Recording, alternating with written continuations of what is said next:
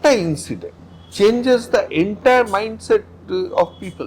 যে একটা লোক দুটো লোক কি করলো তার জন্য এতদিন ধরে যারা জনসেবা করেছে পুরো ব্যাপারটা ধুয়ে মুছে যায়। এইটা না সরকার যে তন্ত্র আছে একটা এরম ন্যারেটিভ তৈরি করে ফেলে মিডিয়া দিয়ে বিভিন্ন রকম সেলস দিয়ে ফোর্সফুলি একটা নতুন রকম একটা জিনিস তৈরি করার ইনভাইট করার চেষ্টা করে। 18 সেঞ্চুরিতে শিখদেরকে খুব মারা হতো, তারপরে কিন্তু শিখরা দাঁড়িয়ে যেত। আহমদ শাহ আলী মারছে 30,000 লোককে 40,000 লোককে মেরে দিল, তার উপরেও দাঁড়িয়ে গেল।